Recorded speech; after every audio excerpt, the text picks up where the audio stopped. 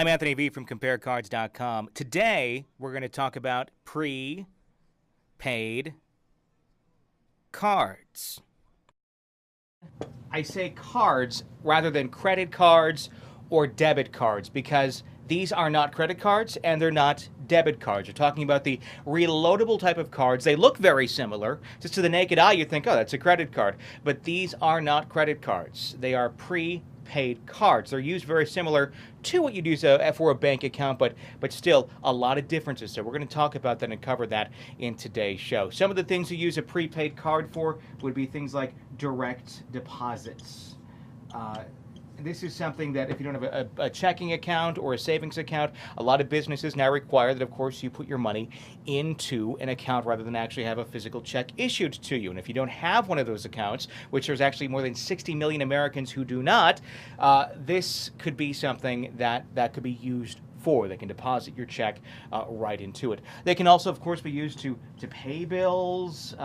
They can be used really for almost anything, for any sort of shopping even. These essentially are used like a credit or a debit card, except when the money's out, the money is out. And the security on these, we're going to talk about that too. That's a very, very important thing that you need to be aware of with a prepaid card. How do they work?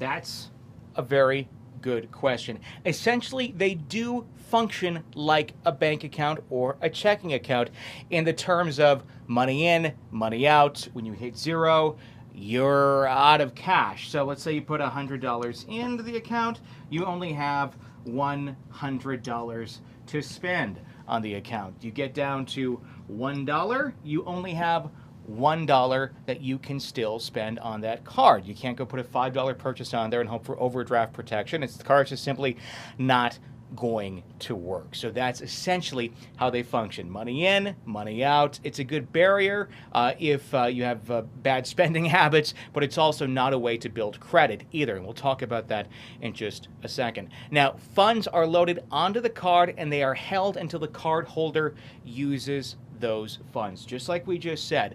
Is there security in this, like a bank account? Because it does sound a lot like a bank account, right? Well, by law, the big answer to that, no matter how much money you put on that card, let's say you put $2,500 on that card. Let's say your employer deposited that or you deposited that, whatever. Let's say you lost the card. Is the card issuer going to be liable to give you that money? Now, some will, but the answer to that question technically is a big fat no. No law says that an issuer of a prepaid card has to honor funds if you lose the card. So that is a very, very important thing to know about a prepaid card. What else should you know about your prepaid card? Let's just do a little FYI about prepaid cards, okay? How about the fees? There's usually an initiation fee or an activation fee to begin with, okay? So you put money in, you put $10 in, oh, it's $250 to activate it, okay, there goes $250 of your money, so be aware of that. Monthly fees, that is another thing that a lot of these cards have going on for them. Cash withdrawal fees, so you take some money out, cash, out, fee, yep, it happens. Bill payment fees, yeah, there's another way.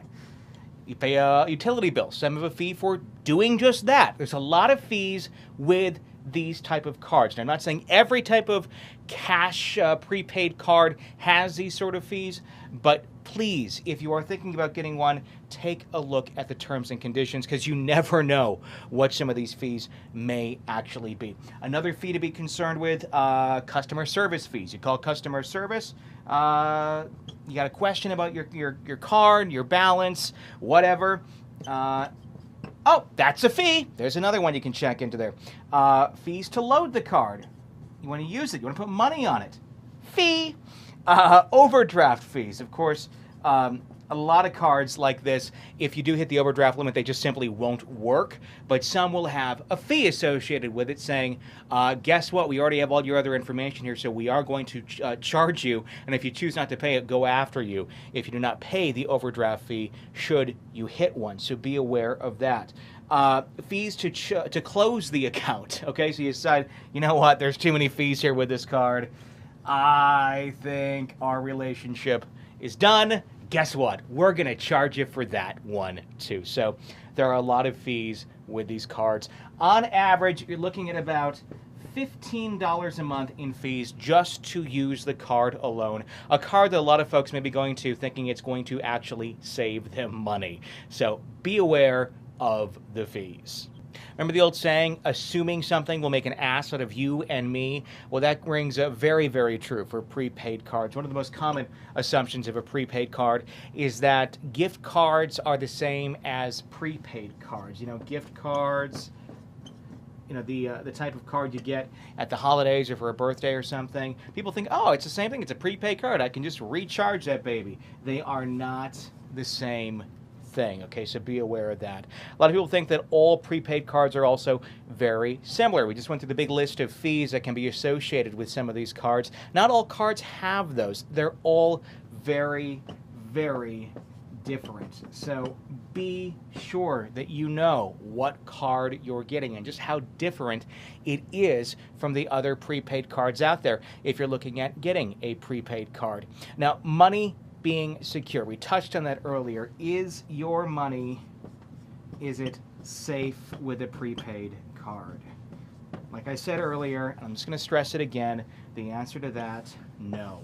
It is not safe. A lot of issuers, I shouldn't even say a lot because it may not be the case considering how many prepaid cards there are out there. Some issuers will be honorable, and if you were to lose the card, your funds are secure. However, there is no legislation on any books saying that that issuer ever has to give you your money back should you lose that card. So, the answer across the board with prepaid cards is no. Your money is not safe on these cards should you lose the card itself. Now, can it improve your credit score? Depending on where you got your card, you may have to fill in a lot of forms, a lot of information about yourself to get the card. Some you just picked it up somewhere without having to give much information whatsoever, and you just loaded it with cash. It may have a little credit card logo on it or a credit card company logo on it even. Is that thing going to improve your credit score? No, it's not. It's not tracking anything about you for the most part. So no, it is not going to improve your credit score. If that is your goal with a prepaid card, you have the wrong goal in mind. It's like sitting there bowling, towards a river. You want to hit the pins, but there's no pins down there. It's going to a river. It doesn't make any sense if you're trying to build credit to use a prepaid card. Look at the lowest interest, small amount credit card you can possibly get. There's a lot of them out there at comparecards.com that are designed to help you build or rebuild your credit. That is the way to go if building credit is on your mind. Now, what about the monthly fees? Okay, we talked about that before. Sometimes there are free cards out there, and there's ones that have fees. Now, which is better, the free ones or the ones with the fees? Look at this on a case-by-case basis. More times than not, though, the free card, which may sound wonderful because it's free, and that's kind of the gotcha word in the world of marketing. I always say to people, if you offer something for free, you're going to get more people attracted to it. It's just it's a law of nature. If it's free, people like it. If it's free, chances are, more times than not, there's going to be little fees attached onto that. Sort of like the fees we talked about earlier. Fees for like loading the card, overdraft, monthly fees, you name it, there's probably a fee for it on the free card. The card with the initial fee, this is the fee for using, may end up being cheaper than all those fees you have to incur for simply using the card. If it sounds too good to be true, it probably is. So look at it on a case-by-case basis, but quite honestly, if I were to get one of the cards, I would certainly look at it, but I'd probably more times than not find the ones with the initial just one flat monthly fee to be the better value when it comes to a prepaid card. Now you know a little bit more about prepaid cards, and you can make a more informed decision. For CompareCards.com, I'm Anthony V.